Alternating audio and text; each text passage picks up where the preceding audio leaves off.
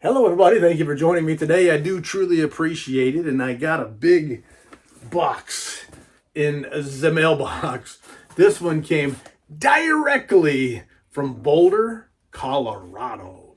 And I recently read a couple of books from an author named Stephen Graham Jones. One was Buffalo Hunter Hunter. I did a review on the channel of that one. And the other one was a novella called Mapping the Interior, which wasn't a new book, but it's being re-released. And I talked about in that video about how I had a chance to buy a signed softcover, trade softcover version of that at Barnes & Noble a while back. And I passed because I'm stupid. And I was regretting it because after reading the novella, the short novel, whatever it is, I really liked it. And I was wishing I had that signed copy. Well, I discovered, ding, a light bulb went off, that there's a bookstore in Boulder, Colorado. And interestingly enough, this bookstore is called Boulder Bookstore. But this bookstore sells signed copies of Stephen Graham Jones books. Go figure. An author that I really dig, man, has a deal with a bookstore, and I guess he goes in there from time to time, signs up a bunch of books, and they sell them. They even sell them in a way where, if you want, you can request personalizations, optional. And I reckon it's every now and then he goes in there and he'll sign up some new ones with personalizations. But I went on their website and I found that they were offering signed copies of Mapping the Interior. And naturally, it just ain't enough. There was more. But wait, there's more. So I ordered several. I don't even remember how many I ordered. I ordered several books from them, and I didn't go cross-reference, but it seemed like they were essentially selling them at retail prices with signatures. Maybe I'm wrong. But the books came in pretty quickly, and I didn't get a tracking information or anything like that. If I remember right, they did send an email confirming my order, and I think they said they were shipping it. But I wasn't able to log back into the website to see if there was tracking information or anything like that. So I didn't know. But today, lo and behold, there's a big box in the mailbox. The friendly neighborhood mail lady has done her job as usual with extreme quality. And she hooked the brother up. And I appreciate her good deeds and hard work. And let's take a look and see what all is included. Because I ordered some books. I don't know if they were all, if any of them were on pre-order or what, but they send a great big box, oversized, stuff full of heavy paper. And then below this heavy paper, we've got the books are sitting on the bottom of the box. And they're soft cover books, so they usually hold up pretty good. But let's just see what all is in here. I'll show them to you one at a time. And in here is a softcover version of Night of the Mannequins. And it's got this sticker, starry-shaped sticker, autographed copy, metallic gold, Night of the Mannequins. Mannequins. I know. Night of the Mannequins. It is a very short, let's see, what is it? It's 130 pages. So in the days of H.G. Wells, this would be a novel, but today I think they might call this a novella, perhaps. But it's supposed to be signed. Let me flip through here, and sure enough, in cool colors. I'm colorblind. I started to say red, and I know that I'd be wrong, and some of y'all would make fun of me like my wife does and remind me how dumb I am because I mess up them colors. But I love the fact that it's at least a different color of a signature. And this says first print, September of 2020, Night of the Mannequins, copyright 2020. So there is the first signed book in my Stephen Graham Jones book haul. I don't know why I do that. I can't resist. Now, there is a price on the back. Signed copies, Boulder Books, a little price sticker. And I'll probably experiment a little to see if them stickers come off. Or maybe I'll leave them on. Hey, it shows that it's a certified signature or something like that. Maybe I'll just leave it. I do dumb stuff all the time. Maybe I won't. Maybe I will. Maybe I won't. We'll find out. One last laugh for the summer as it winds down. One last prank just to scare a friend. Bringing a mannequin into a theater is just some harmless fun, right? Until it wakes up, until it starts killing. Luckily, Sawyer has a plan. He'll be a hero. He'll save everyone to the best of his ability. He'll kill as many people as he needs to so he can save the day. That's the thing about heroes. Sometimes you have to become a monster first, and Knight of the Mannequins is there. But there's more. Wait, there's more. And I'm just picking them up in top to bottom order, however they stacked them in here. What is this one? I'm having trouble reading it backwards like that. This one is The Long Trial of Nolan Dugate, and it's got the gold, metallic gold, Starbright, Starshine sticker on the front, and probably a receipt. And so the receipt out of these books that I bought here, shipping it all 100% out the door, $114.06. The Long Trial of Nolan Bugatti was $17.99, and Night of the Mannequins was $17.95. So that's what we're paying for these books, and I don't know, is that retail or not? But I saw this one on sale, for sale on eBay one time, and I was following it. I think it was like $90. Somebody was asking for it, and I was thinking, well, shoot, maybe it's worth it, but I'm not paying $90 for a signed softcover version of this. But this one, copyright 2011, Stephen Graham Jones. This edition published in 2024 by Open Road Integrated Media. So that's what I got. That version, I reckon, is what it is, and it's a signed copy, and I'm looking for the signed part. Did I miss it? Wait, did I miss it? Did I miss it? How about I get a signature? No, I just missed it. It's right here. The Long Trial of Nolan Dugate. Signed and lined by Stephen Graham Jones. Thank you again. And that one's not the same color as the last one, but if drinking mercury from a thermometer didn't kill him, maybe spray painting in an unventilated garage would, or so Nolan's father thought. One inspired yet failed suicide attempt after another, each with a note to his son with only a hint of accusation. But as Nolan sits in an empty office building, the last customer service employee for a nearly obsolete video game, those many suicide notes came back to haunt him, as do the levels of the game that no one plays anymore. Now a homicide detective is on the phone. Maybe his father was right when he wrote that he was teaching Nolan not to give up, that the only way to understand what happened was to make it to the end of the game, but there's no cheat code that's going to get Nolan through this. And then what else is there? Zombie Bake Off. Long time ago, I was looking at Stephen Graham Jones' assortment of writings on Goodreads, and this was one of them. It sounded fun, sounded interesting. And I don't know if it's any good or not, but it sounded cool. It sounded like a not so serious sort of subject matter, perhaps. And the cover looks really, really cool. New York Times best-selling author of The Only Good Indian. So obviously, I would assume that means this one is a reprint there. And $18.99 is what it says on the sticker. What did I pay? Zombie Bake Off. $18.99. Yep, sure enough. I guess we'll just take their word for it on the pricing, since they proved themselves. So this one, again, signed. And here's our signature, signed in line. Looks like red.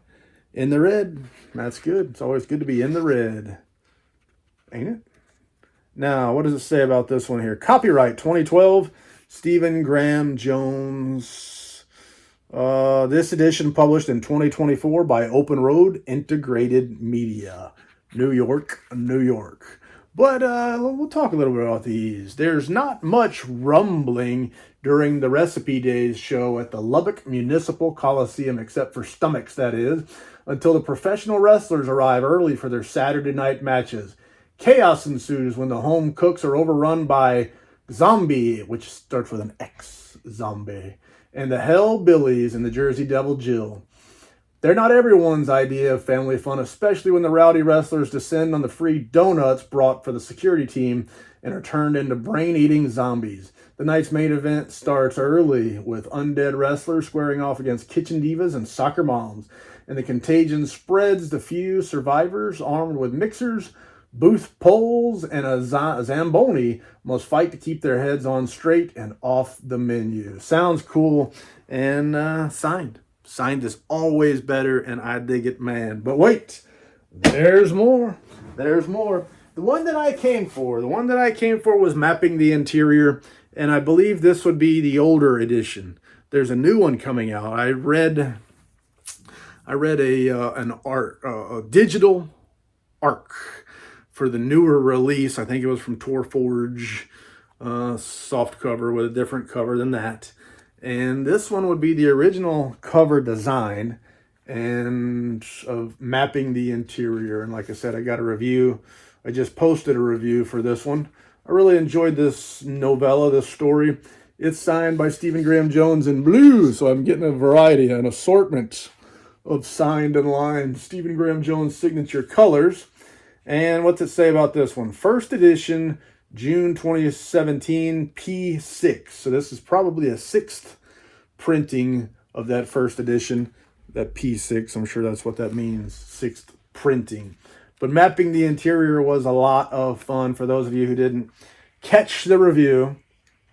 It says here, walking through his own house at night, a 15-year-old thinks he sees a person in full Blackfeet regalia step through a doorway. Instead of the people who could be there, his mother or his brother, the figure reminds him of his long-gone father who died mysteriously before his family left the reservation. When he follows it, he discovers his house is bigger and deeper than he knew. And that's where Mapping the Interior comes from. He's under the house and determining where he might be in relation to the rooms within the house. But his father was a fancy dancer, and I think he had aspirations to be a fancy dancer. But when he thinks his father is returning, he comes up with a plan, of course, to help him. But is that good or not? You find out. This one had some slight reminders for me of Pet Sematary. A little bit of those Pet Sematary vibes in it, but not quite. But I really enjoyed this, Mapping the Interior. And reading it made me wish I had a signed copy. And now I do. And two more. This one here called A Lead Feather. This is one I have not read. It sounded really cool. The cover artwork is just fabulous. Who did that cover artwork? Cover design by Lou Robinson. Cover photo, iStock.com. So iStock.com, the iStock.com cover image, it really looks terrific. And there would be the back of the book. This one here, Lead Feather, cost me $17.95 from the Boulder bookstore. And that's what it's going to look like sitting on the shelf. I have not read this one. I think of all of these, I've only read the one. And it is signed and lined. FC2 Tuscaloosa. Gotta get back to Tuscaloosa. Got a girl there who's on my mind. Gotta get back to Tuscaloosa. Back to that girl I left behind. Got no baggage. Just got... Sorry.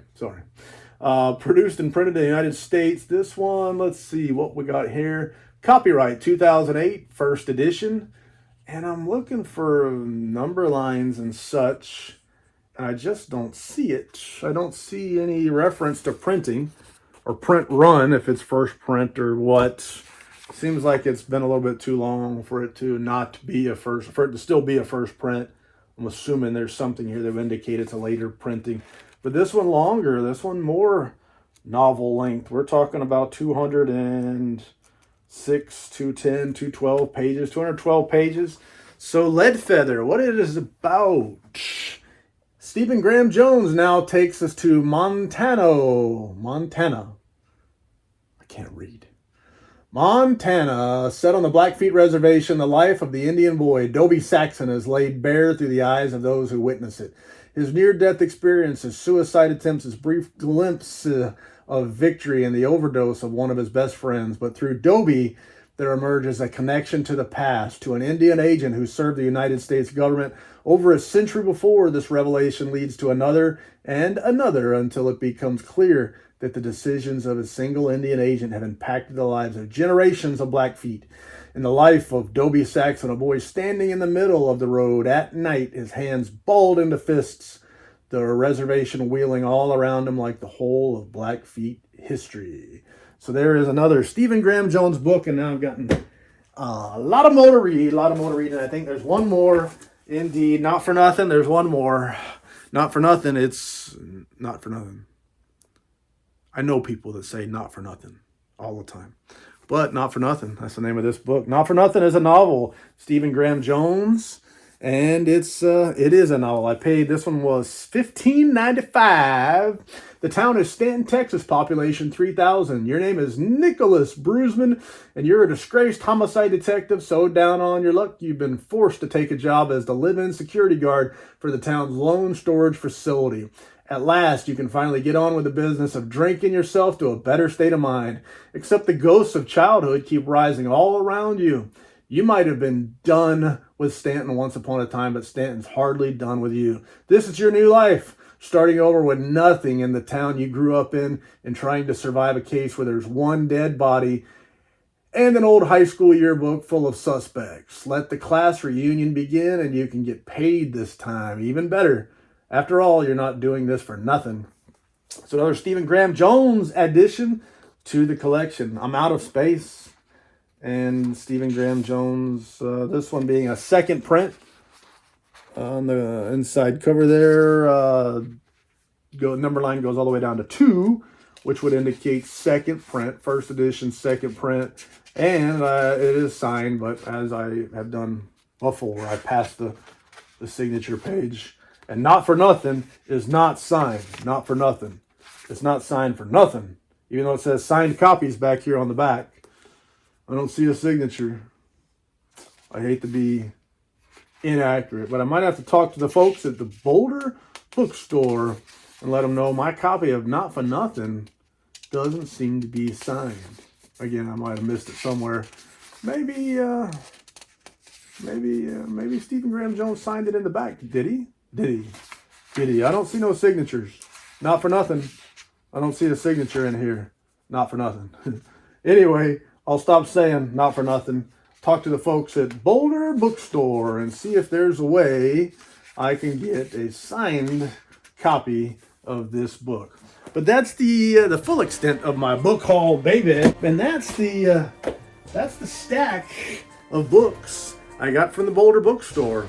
All of them are signed except for one, and it says signed on the back, but they must have forgotten that one as they went through the stack. So I'll check with them, see if I can get the signed version of that one, or see if I can send it back and get it signed, or however it works. But I can think of no more lies to tell, so thank you for your time. I do truly appreciate it, and say la vie, baby. Do-do.